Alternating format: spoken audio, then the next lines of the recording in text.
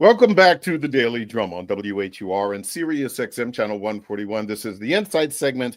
I'm Harold Fisher. As President Trump prepares to roll out more executive orders in the coming days, tension hangs over the Department of Education. Workers and advocates fear the agency could be next on the chopping block tonight. Does the president have the authority to eliminate the Department of Education? And what would be the impact on schools and the many programs funded by the agency? Joining me to talk about this is Mandla Deskins, Director of Advocacy and Engagement at Education Trust and Education and Policy think tank. Lots to talk about, Mandla. Thank you so much for joining the conversation. Yes, sir. Thank you for having me. Before we get into some of the questions and some of the issues, talk to me very briefly about Education Trust. As I said, Education and Policy think tank, but certainly much, much more than that. Oh, absolutely. So, Education Trust is committed to advancing policies and practices that dismantle the racial and economic barriers in the American education system. So, we do advocacy in multiple states and at the federal level, but we also look at the data, find the programs and strategies that will most positively affect the outcomes of all students, but particularly the students that we see that are not always served currently in the education system, Black and brown students. Mm-hmm. So, and students who are disadvantaged, they would say low income, students of color who often struggle within the current education system. So we look for solutions and ways to improve their outcomes. And also, relevant to this conversation, we also look to stop things that would make the outcomes worse and move us backwards. And that's both in policy, but also in advocacy. We're active in many states across the country, and they're doing work on the local, state, and federal level. What is your reaction to the Trump administration plan to eliminate the Department of Education? Well, I don't think surprise will be the right thing because, as most of us that follow Project 2025, most of us didn't read all 900 pages, but we got the gist of what Project 2025's goal was. And one of those things was very clearly to get rid of the Department of Education. So it wasn't a surprise, but I think as a Black man in America, it was disheartening, I would say, to see a continuation of the same political agenda that is meant to harm, to be totally honest. Let's take us back to a time. But go ahead. I'm sorry. Well, no, that's quite all right. Let's talk a little bit about the U.S. Department of Education, because I think there may be some low information people out there who just really don't have an understanding of what it does not do, and the like. Obviously, this isn't the first time that Republicans have sought to shut it down. It came about relatively recently when you talk about, historically speaking, and during the Carter administration, and it has an annual budget of $79 billion, providing between 6 and 13% of public school funding.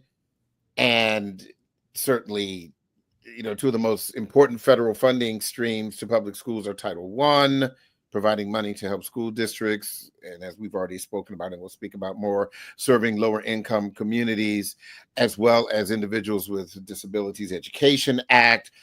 It does a lot, including collects data from colleges, universities, VOTEX programs.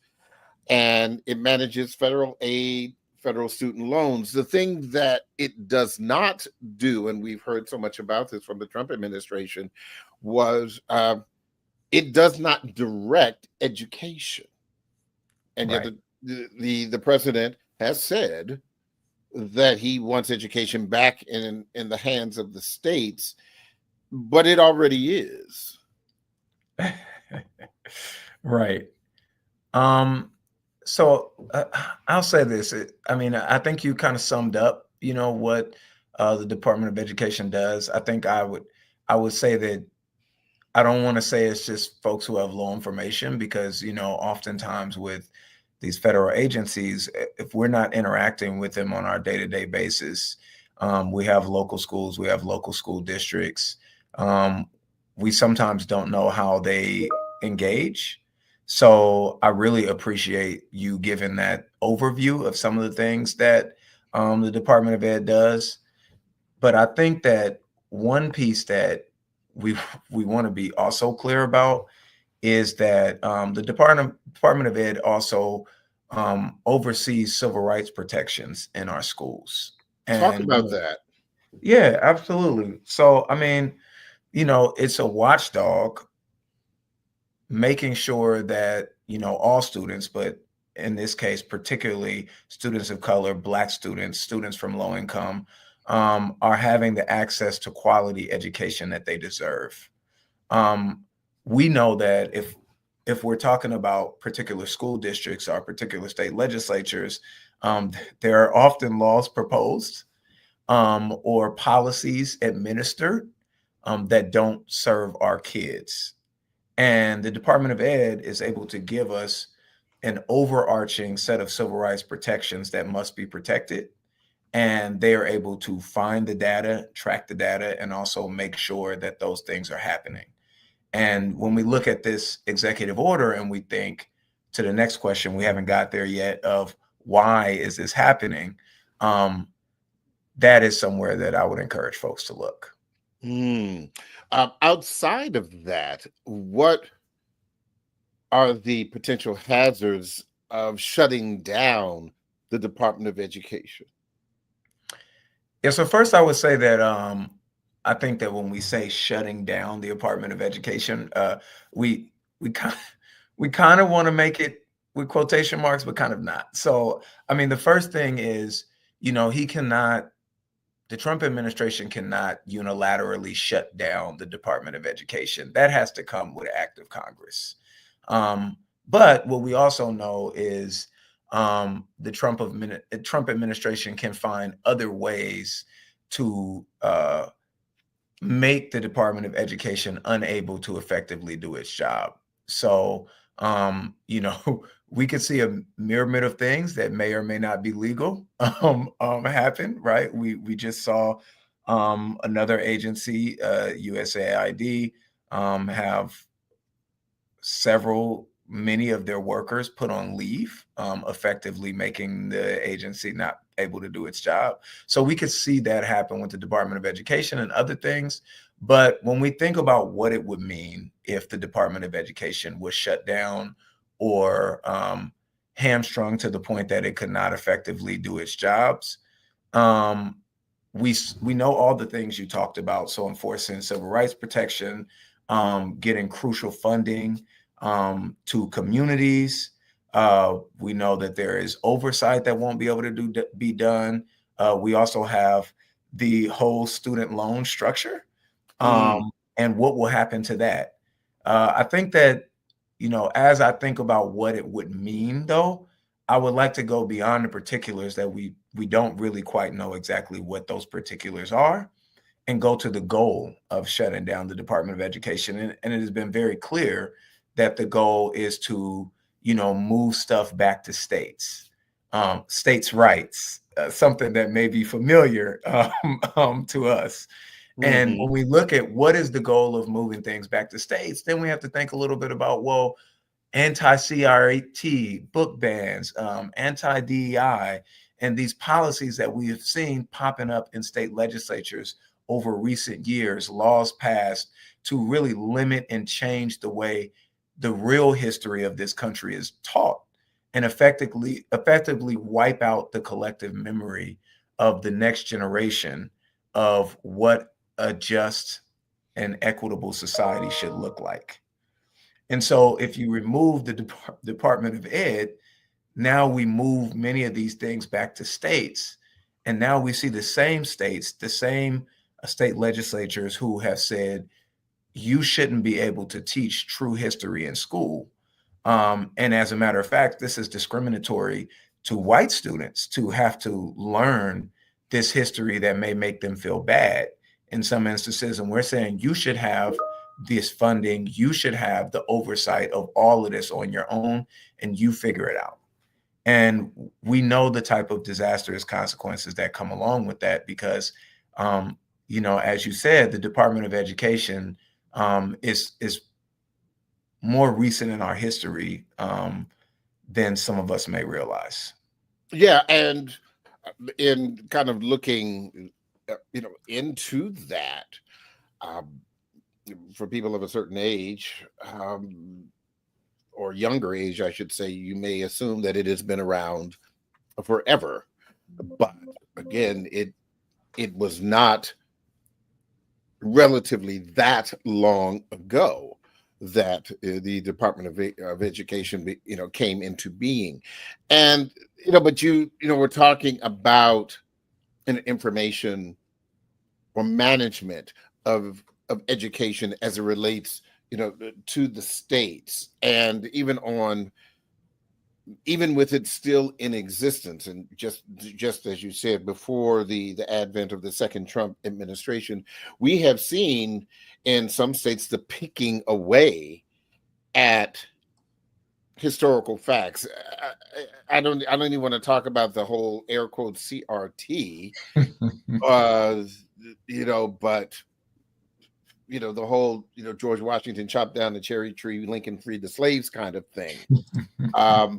And so when there's, and I'm saying that, obviously we know that those things are wholly inaccurate, but we have seen a chipping away of the hashtag facts of all kinds of education, not just for people of color, but just in general across this country. Absolutely. No, absolutely. I mean, I think, to your point, one of the things we're seeing is, this attempt to erase the history and replace it with another story, a story that we may find familiar if we have been paying attention to, the recent conservative movement, a story to change what our history has been so that we can also change where we as a society have to go. And I see this as a continuation of that, to get rid of the protections that exist to make sure that, the civil rights of people of color, of people with disabilities, of LGBTQIA folks get rid of all those civil rights so that the education can be taught in a way to move forward a particular agenda that is against equity, against, the self-determination of Black and brown youth in this country. I have many more questions to talk to you about, but I do need to take a very quick break. Now, don't forget, you can hear this and every edition of the Daily Drum Insight segment via podcast on WHUR.com. The original Quiet Storm with Raheem Devon is next on WHUR. I'm Harold Fisher. This conversation continues on Sirius XM channel 141 and 96.3 HD2 in just a few seconds. Welcome back to the Daily Drum on Sirius XM channel 141. I'm Harold Fisher. We continue our conversation about the U.S. Department of Education and what that may mean if the Trump administration decides to close it. My guest is Mandela Deskins, Director of Advocacy and Engagement at the Education Trust.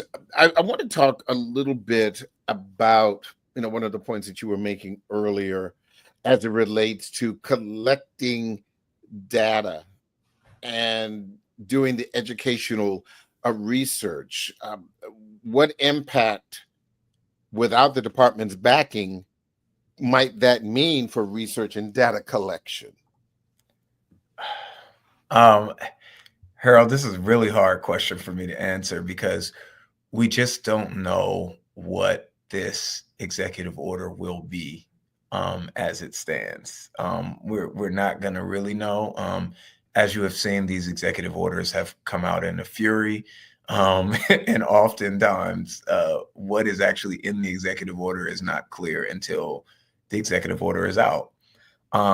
But one thing that we can say is if we lose this Department of Education, it is really unclear where this will go. And uncertainty is is a lot worse than certainty 100% of the time. And it's unclear of, what kind of data will be collected and why, and what will it be used for.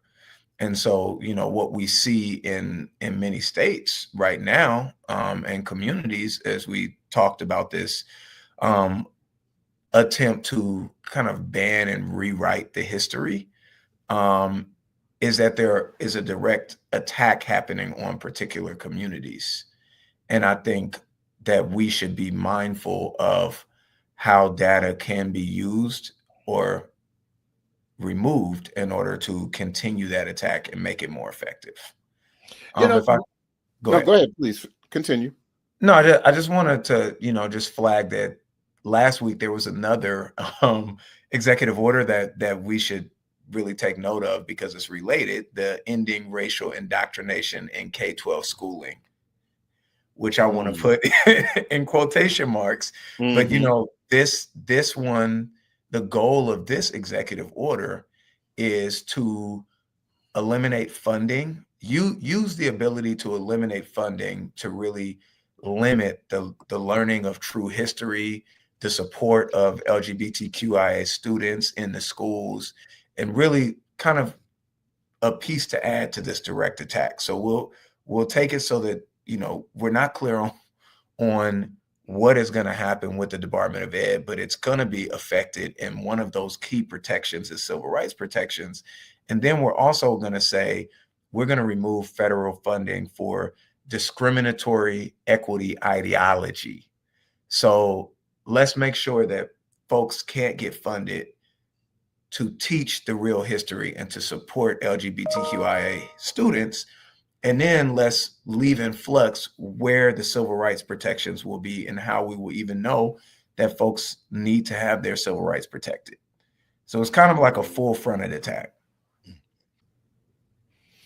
But based on what you were just sharing, if I can just put it in very, very plain terms, that just sounds like in public school systems, you can't talk about Black people.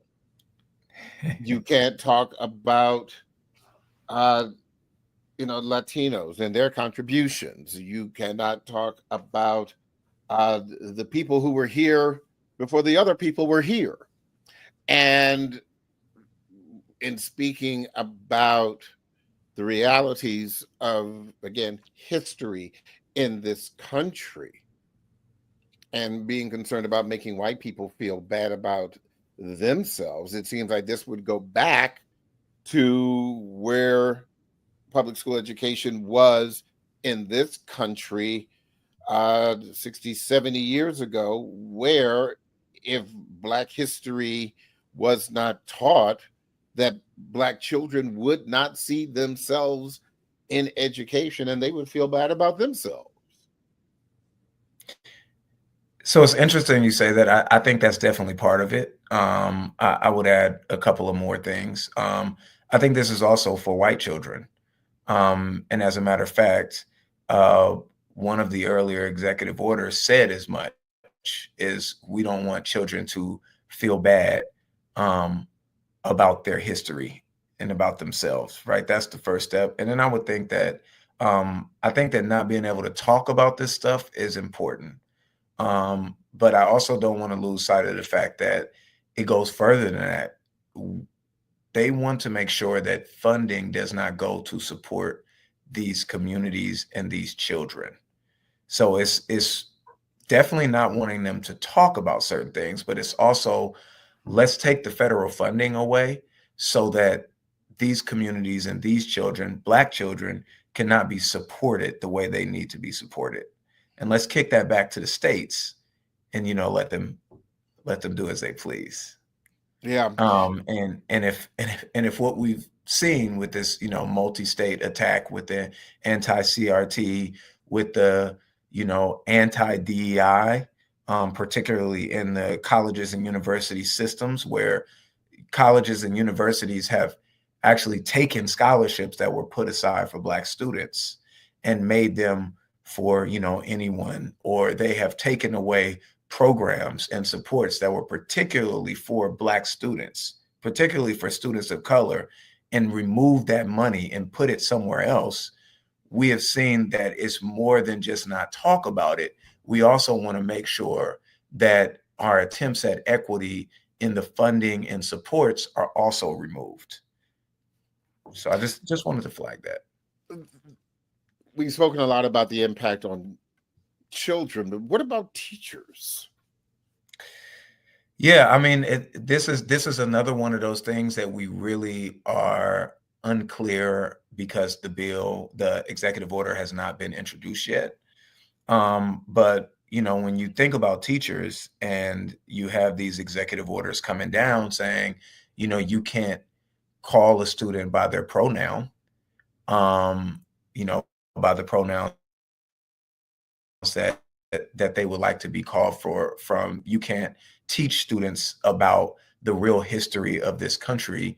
There's a lot of hard rules, and that creates a lot of confusion in the classroom, in our communities. What can you talk about? What can't you talk about? And also, I mean, when we think about the classroom and the teachers and the teachers are seeing how students are directly affected by these policies and how they will be. And as we look at the Department of Education, as we know, when federal funding is removed or changed, or if we see programs and support that's no longer supported, it's going to come back on us. So one of the things that you kind of talked a little bit about, and it just kind of struck me. Obviously, we know about that 2023 SCOTUS ruling, U.S. Supreme Court ruling that colleges can't consider race in admissions. That's one thing. But now, if we are talking about eliminating the teachings, historical teachings, am I overstating it where it says if this were to come to fruition, they're getting Black and brown students on the front end and when they get to college, if they get to college? And so again, this just seems to be, in plain English, they just don't like Black and brown people. Yeah, I think it's very interesting. I think they say very clearly they don't want certain communities to feel bad about themselves. But I think when we think about Black and brown kids, and we want to erase the history, but then when they're able to be ready to go to college, now they have to struggle with not having the programs and supports in place in the school to help them to be successful. Now they have to struggle with not having the scholarships that were to support them. So it's almost like we want to remove the supports that we put in place to help right some of the wrongs that Black and brown students are dealing with in their life leading up to college and through college, and want to take that funding away and move it however it should be moved, right? Some states have said it should go more to campus police. The president himself said that, he would tax endowments and pay back the harmed party that was harmed by DEI policies. We could take what we want from that, but that doesn't sound like reparations for Black people. Reparations for someone, but What do you think this portends for HBCUs?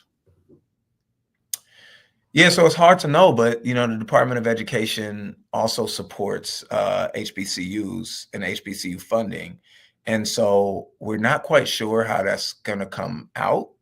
Um, but we do know that Black students are being affected um, by this and other policies that this administration and his allies at the state level have been pushing in the point leading up to college. Whether that is an HBCU like my alma mater, or other You can schools. say it. I'll let you say it. That's fine. The Florida A&M University, highest of 7 hills. been there, done that. Didn't get the Rattler T-shirt, but that's okay. But I think all jokes aside, yes, it it may be concerning not only for the alums like yourself, like myself, going to Morgan State University, working for Howard University. The Hamptons, the Alabama A&Ms, the Absolutely. Coppin States, and on and on and on. And so it's a very, very nerve-wracking time for those of us who have had the wonderful blessing of attending an HBCU, and also those of us who would want our children or our children's children to do that. Absolutely. Yeah, I mean, I would say that, as we look at this and we try to understand like what is going to be the effect at the higher ed level. I mean, I would say that right now there is an attempt to take away the programs and supports. So when we think about different programs, whether it is, Black male achievement, whether it is universities, offering scholarships, particularly for Black students, whether these are programs on campus that support these Black students, we see those being attacked, those being removed, those being challenged. And what we will see coming out of that is these things that were put in place because they were meant to help Black students achieve in a society where there are barriers to their achievement all the way up the chain from birth till, till well into adulthood.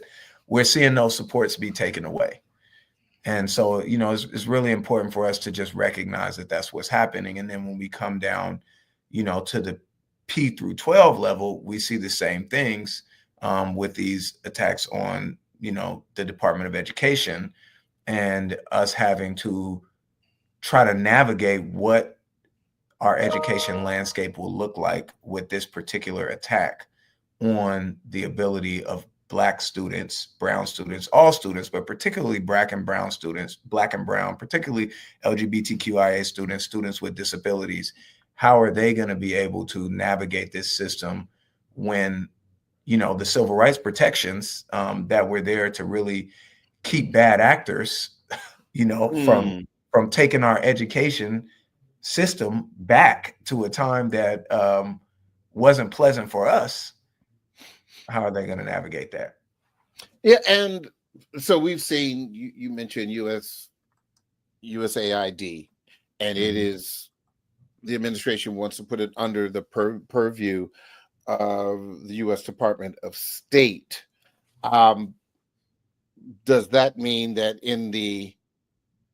if the Department of Education were to be dissolved, and you said certainly it would require an act of Congress, but for the sake of argument, with the chipping away, would that mean that the civil rights of children, the civil rights of teachers, would possibly be under the Department of Justice as it is now, and a newly minted Attorney General Pam Bondi? We're not sure yet where it will go, because I think that, some of the things that the Trump administration is doing with these executive orders are unorthodox, to put it best. Yeah. but really, really playing fast and loose with what is legal and illegal. And some things are pretty, agreed to be illegal by legal scholars. So we don't actually know what that would mean yet. Um, we do know that we don't want that to happen. We don't want the Department of Ed to be um, dissolved or, made unable to do its job. And I think that, as we look forward to what we can do, which we didn't get to yet, but I think we're coming to that, it's really a really good time for us to start to put that pressure on our members of Congress and let them know that this is not an acceptable thing, right? And second, I think that this is a good time for us to really become very involved in our local communities and our state level and really understand what the education landscape is going through. Because right now we are seeing an attack on public education that we really haven't seen in recent history. So to your point, and obviously you're sitting here reading my notes. Um, the let's take those two things kind of one at a time. Uh, yeah, call your congressman or congresswoman, but depending on where you live and who your federal representative happens to be could very well determine whether or not you have somebody who is supporting you or whether or not some of these things are falling on deaf ears. And so that that may be fine for Maryland, Right. but perhaps not so much for Alabama or Tennessee. So I think in this moment, it's really hard to say because we don't have the details of, the executive order yet. Hmm. But Prepare for the what's worst. prepare for the worst, absolutely. But also, recognize that though we may be disproportionately impacted, though Black and Brown students, LGBTQIA students, students with disabilities that are Black and Brown and or LGBTQIA or all of them, may be the most impacted. Those impacts will also be felt in other communities in all of these states. So I think our task moving forward is to really understand what the impacts will be once we have the order, and then have everyone to advocate however they can. Because, one of the things is we may not know what communities may be affected, and there may be overlap in ways that we don't expect. This is such a big thing, getting rid of the Department of Education, that there may be fallout in places that we don't expect. So And in I mean, preparing, I'm sorry, go go ahead. ahead, please finish.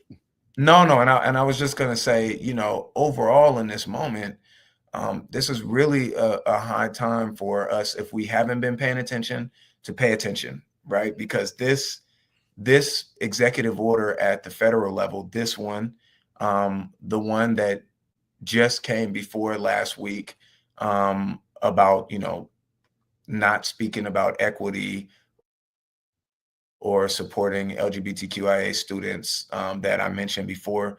The other recent one about vouchers.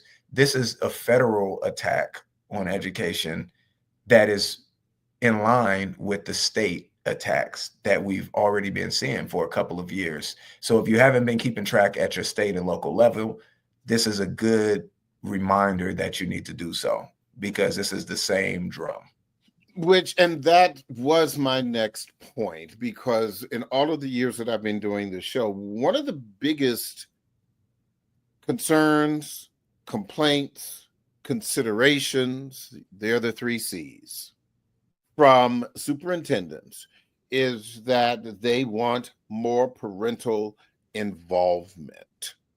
And often, particularly in communities of color, their complaint is we can't get parents to attend a school board meeting unless their the safety of their child is in question, unless there's been a teacher who has been accused of a crime, unless there is a program that is being eliminated, or sports is going to be eliminated. And I will go so far as to say, and I remember, again, this was a long time ago in a galaxy far, far away, but I remember covering a school board in Johnson County, Kansas, which is an affluent community in the suburbs of Kansas City, Missouri.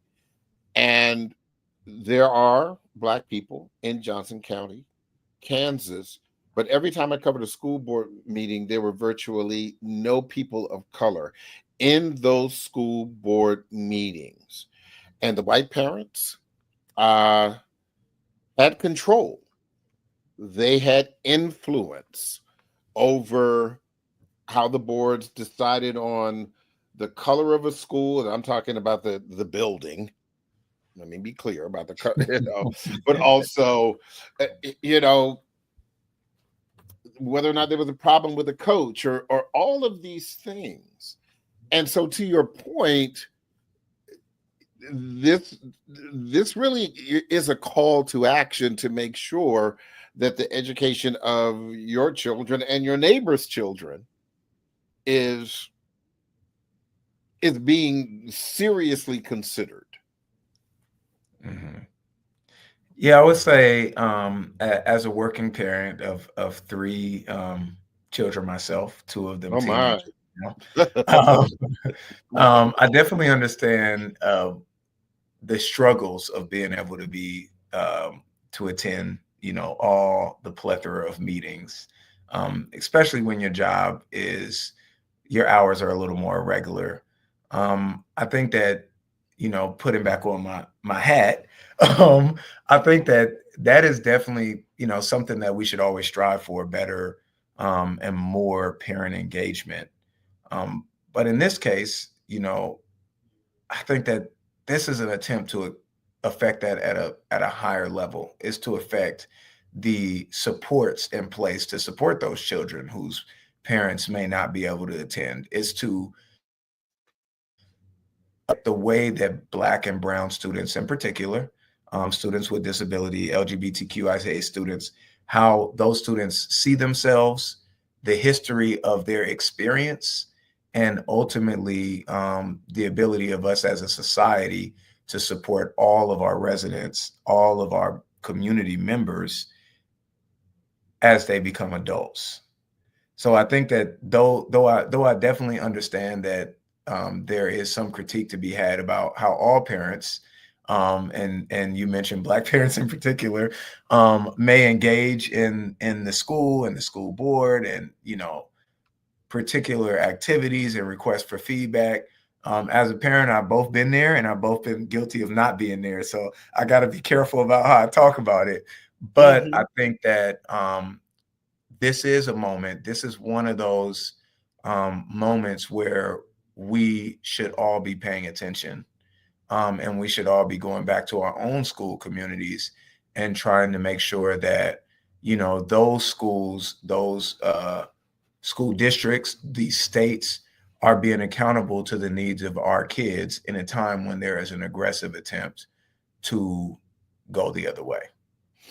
On that higher level, Yes. as you said, if the worst is to be expected, what should parents and other interested parties that are interested in the educational health and welfare of children of color, what should they be doing? Oh, there's a lot of things. So I think one thing they could do is, try to be involved in what these policies are at your school. Pay attention. Try to pay attention more, because folks are paying attention, but try to pay attention more with an ear for equity, to see how these policies are coming down into your particular school community. Pay attention at the state level. because there's a lot of state legislatures are in session right now. And there's a lot of things being introduced that may not be in the best interest of your communities. Pay attention to the policy side and, understand how you might want to move forward in these times by, visiting our website, right? EdTrust. We're active in states across this country. We have West, we have Midwest, we're in several states. We're in the South. We're in Tennessee, we're in Louisiana, we're in Kentucky.